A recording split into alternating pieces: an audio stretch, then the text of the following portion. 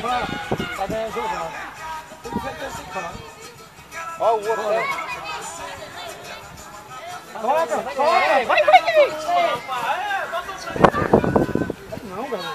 Abre essa bola. Cara, daí. Tem marcando o pé. Bota muita foca aí.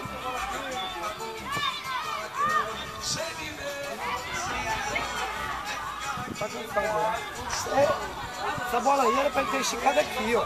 O telefone dele. Não. Vai. Aqui, olá pessoal da Agora Notícias, acabou agora há pouco escolhendo o Zorro 2, Fortaleza 1, aqui no Sub-10, é isso? Sub-12? É. Lucas, é você? Lucas, como é que foi aquele gol, garotinho? Você realmente viu o goleiro fora, tocou por cima, como é que foi? Conta pra gente. Foi de falta, né? O goleiro tava adiantado, aí eu bati. Tá certo, você acha que o treinamento que vocês fazem todo dia aqui no Campo Tocantins ajuda vocês a ter categoria na hora do jogo?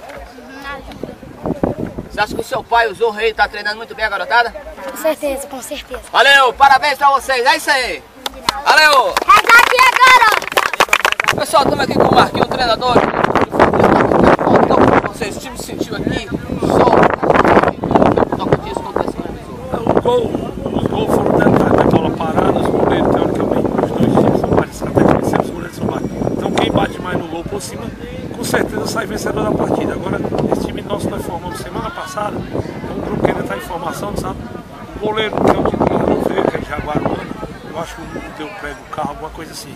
Não pôde comparecer esse jogo. Mas assim, hoje é o primeiro jogo recebido de informação. Eu não estou preocupado com o título, é o que eu digo sempre para eles. Eu digo para eles que o troféu deles é quando chegar no profissional. É o maior troféu que eles podem conseguir.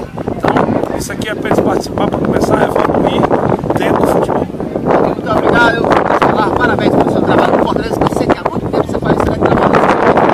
Parabéns pelo trabalho que você faz com a HJ Notícias aí, pelos bairros e subúrbios do nosso estado. Valeu!